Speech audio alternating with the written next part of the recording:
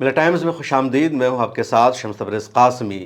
امریکہ اور ایران کی لڑائی کے بیچ قطر کا ایک نیا معاملہ سامنے آ گیا ہے اور اس وقت ایک لڑائی شروع ہو گئی ہے، ایک وواد چل رہا ہے قطر اور ایران کے بیچ میں.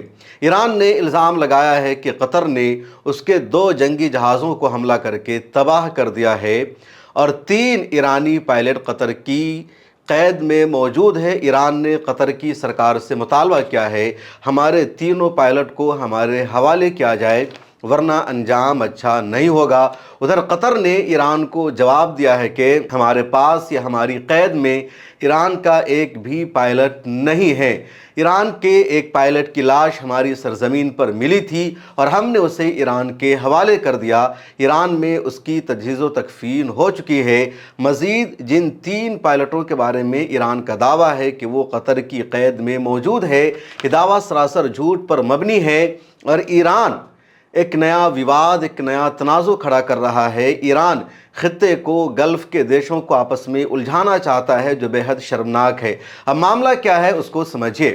لڑائی ایران کی اسرائیل کے ساتھ ہے، لڑائی ایران کی امریکہ کے ساتھ ہے اور اب امریکہ اور اسرائیل کی لڑائی میں ایران نے سیدھے قطر کو گھسیٹ لیا ہے. اس سے پہلے بحرین کو بھی ایران نے گھسیٹا، کویت کو گھسیٹا، اردن کو گھسیٹا، سعودی عرب کا بھی بار بار نام لیا گیا اور اب سیدھے قطر پر ایران نے الزام لگا دیا ہے. اور یہ معاملہ آج کا نہیں ہے، 5 مہینے پرانا معاملہ ہے.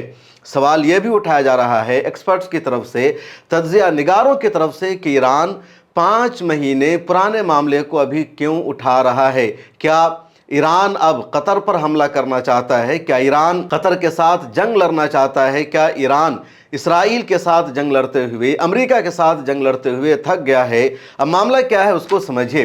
آج سے 4-5 مہینہ پہلے کی بات ہے جب امریکہ اور اسرائیل نے ایران پر حملہ کیا تو ایران نے جوابی کارروائی کرتے ہوئے مڈل ایسٹ میں جہاں جہاں امریکی فوجی اڈہ موجود ہے اس پر بھی ایران نے حملہ کیا اور زیادہ تر ایران نے بیلسٹک میزائل کا استعمال کیا. لیکن اب ایران کا یہ دعویٰ سامنے آیا ہے کہ قطر پر ہمارا جنگی جہاز بھی حملہ کرنے گیا تھا اور ایران کا جنگی جہاز قطر گیا تھا حملہ کرنے اور حملہ کے دوران ہمارے جہازوں سے غلطی ہوئی. ہمارے پائلٹ قطر کے دفاعی نظام سے اپنے آپ کو نہیں بچا سکے اور قطر کی فوج نے، آرمی نے ہمارے جہازوں پر حملہ کر دیا اور 4 پائلٹ وہاں موجود تھے جن میں سے 3 کو قطر نے زندہ گرفتار کر لیا. ایک کی موت ہو گئی، اس کو قطر نے ہمارے حوالے کر دیا ہے. قطر کے اسپوک پرسن ڈاکٹر ماجد الانصاری کا بیان بھی ایکس پر سامنے آیا. انہوں نے کہا کہ ایران کے 2 جنگی طیارے قطر کی فضائی حدود میں داخل ہو گئے تھے اور قطر کی حکومت نے، قطر کی ایئر ڈیفنس فورس نے لگاتار ایران کے جہازوں سے رابطہ کرنے کی کوشش کی اور انہیں بتایا، ان سے پوچھا کہ آپ ہمارے فضائی حدود میں کیوں آئے ہیں، آپ کا مقصد کیا ہے، آپ کا ایجنڈا کیا ہے. لیکن ایرانی پائلٹوں نے، ایران کے جنگی جہازوں نے ہمیں کوئی جواب نہیں دیا، ہمیں انہوں نے کچھ بھی نہیں بتایا اور لگاتار قطر کا جو فضائی حدود ہے، قطر کا جو ایئر اسپیس ہے، اس کی وہ خلاف ورزی کرتے رہے.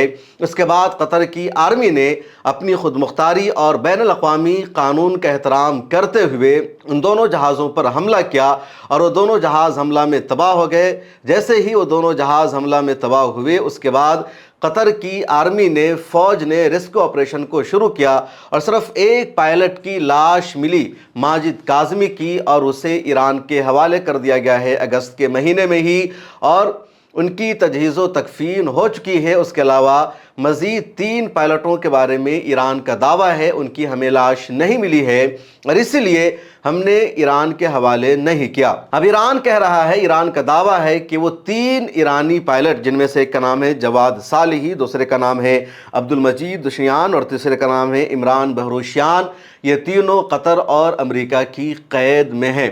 اب سب سے بڑا سوال یہ اٹھایا جا رہا ہے کہ 5 مہینہ پہلے کا معاملہ ہے اور اب ایران کیوں قطر سے یہ اپیل کر رہا ہے، یہ مطالبہ کر رہا ہے کہ ہمارے پائلٹ آپ کی قید میں موجود ہے، اسے حوالے کیجئے. جو ایکسپرٹ ہیں، جو فورن پالیسی کے جانکار ہیں، ان کا ماننا ہے کہ ایران اب قطر کو الجھانا چاہ رہا ہے. ایران نے اس سے پہلے کویت پر خطرناک حملہ کیا اور صرف कुवैत में अमेरिकी फौजी अड्डों को ईरान ने निशाना नहीं बनाया, बल्कि कुवैत की हुकूमत का जो अपना एसेट्स है, उनका जो अपना असासा है, उनको लगातार ईरान ने हमला करके तबाह किया। पिछली रिपोर्ट्स में मैंने लगातार बताया कि उनका जो पावर प्लांट है, उनका जो वाटर डिसलेशन प्लांट है, या जो ऑयल फील्ड है, उन सब पर ईरान ने हमला किया। कतर पर भी हमला हुआ और बहुत बड़ा कतर का नुकसान हो गया था।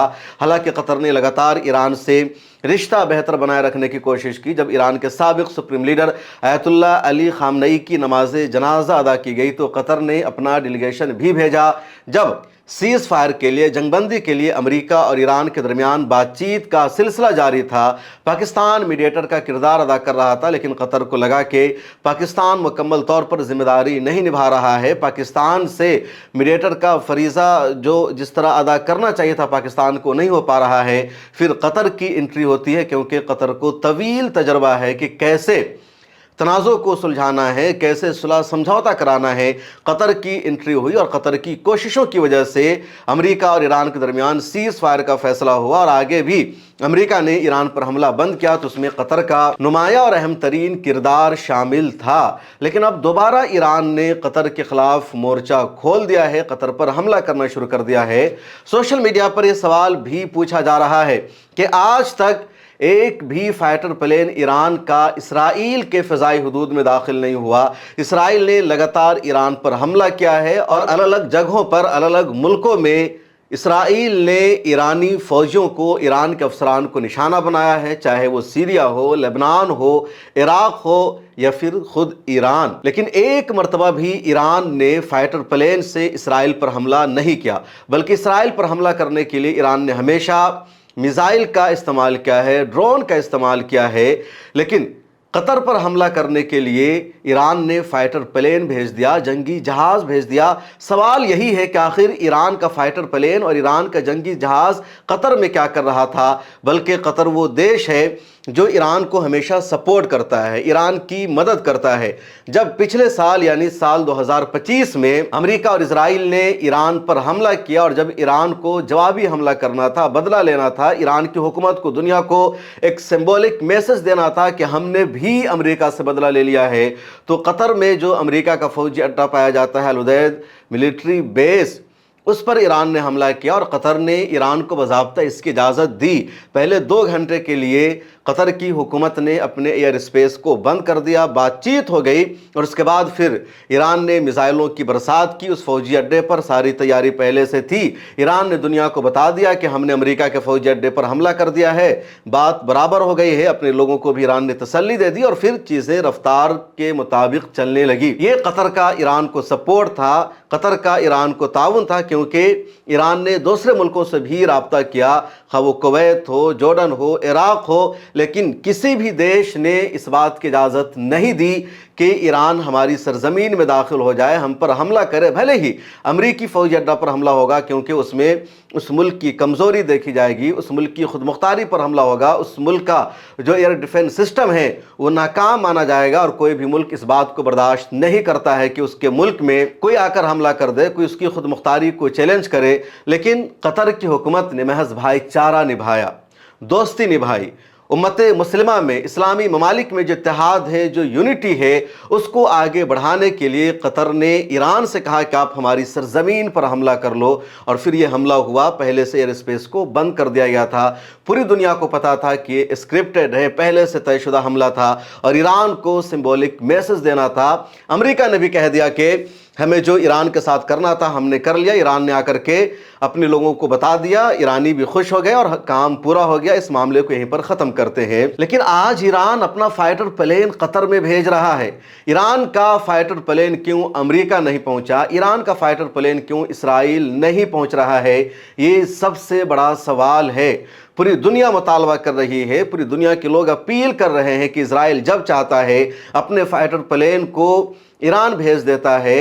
امریکہ جب چاہتا ہے فائٹر پلین لے کر ایران کی سرحدوں میں داخل ہو جاتا ہے، حملہ شروع کر دیتا ہے، اور ایران کا فائٹر پلین کیوں اسرائیل نہیں پہنچ رہا ہے، امریکہ کیوں نہیں پہنچ رہا ہے؟ یہ بات ہم مانتے ہیں کہ میزائل نہیں پہنچ سکتا امریکہ ایران کا، ڈرون نہیں پہنچ سکتا، لیکن جنگی جہاز فائٹر پلین تو ایران کا امریکہ پہنچ سکتا تھا۔ لیکن ایران اپنے فائٹر پلین کو صرف قطر بھیج رہا ہے، جو بے حد شرمناک ہے۔ امریکہ اور ایران کے درمیان جو کشیدگی چل رہی ہے، جو تنازع جاری ہے، اس کے حوالے سے ایک اور اہم ترین اپڈیٹ یہ ہے کہ ایران اور عمان کے درمیان ابنائے ہرمز کو کیسے کنٹرول کرنا ہے، ابنائے ہرمز کا روٹ کیا ہوگا، اس پر بات چیت کا سلسلہ جاری ہے اور کوئی فائنل رزلٹ سامنے نہیں آ سکا ہے۔ عمان کا کہنا یہ ہے کہ اسٹریٹ آف ہرمز کو پوری دنیا کے لیے اوپن رہنا چاہیے، یہ شروع سے انٹرنیشنل روٹ ہے، راستہ ہے، اور جتنا اسٹریٹ آف ہرمز پر ایران کا کنٹرول ہے اتنا ہی آدھا عمان کا بھی کنٹرول ہے۔ یہ جو پرشین گلف ہے، اس کو کبھی عربین گلف کہا جاتا ہے، کبھی پرشین گلف کہا جاتا ہے، اسی کو اردو اور فارسی میں خلیج فارس کہا جاتا ہے۔ تو اس پر جتنا ایران کا حق ہے اتنا ہی اس پر عراق کا بھی حق ہے، کویت کا بھی حق ہے، یونائٹڈ عرب امارات کا بھی حق ہے، بحرین کا بھی حق ہے، سعودی عرب کا بھی حق ہے، عمان کا بھی حق ہے، اور ان تمام ممالک کی ضرورتیں پرشین گلف سے، خلیج فارس سے جڑی ہوئی ہے۔ اس لیے اسٹریٹ آف ہرمز کا کنٹرول کسی بھی ایک دیش کے پاس نہیں رہنا چاہیے۔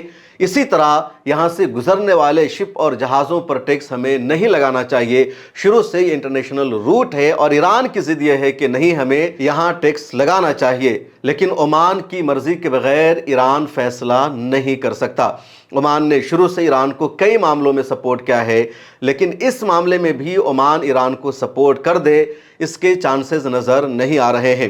حالانکہ ایران نے پوری کوشش کی عمان کو بھی دھمکانے کی، عمان پر بھی ایک مرتبہ ایران نے حملہ کر دیا، جس طرح قطر کو اب ایران پریشان کر رہا ہے، جس طرح کویت کو ایران نے دھمکایا، بحرین کو دھمکایا، وہی اب عمان کے ساتھ بھی کیا جا رہا ہے۔ اب دیکھنا ہے کہ بات چیت کے بعد کیا نتیجہ نکلتا ہے، کیا رزلٹ نکلتا ہے۔ ادھر امریکی صدر ڈونلڈ ٹرمپ نے اسٹریٹ آف ہرمز کو لے کر ایک اور بیان دیا اور کہا کہ ایران اگر اب ہماری بات نہیں مانے گا تو امریکہ اسٹریٹ آف ہرمز کو اپنی سرزمین، اپنا سمندری روٹ اعلان کر دے گا، اس کو اپنا قرار دے دے گا، اور پھر اس کے بعد امریکہ اس کی حفاظت کے لیے، اس کو اپنے قبضہ میں لینے کے لیے ہر طرح کی کوشش کرے گا، اور پھر ایران کو ایک نئی تباہی اور بربادی کا سامنا کرنا پڑے گا۔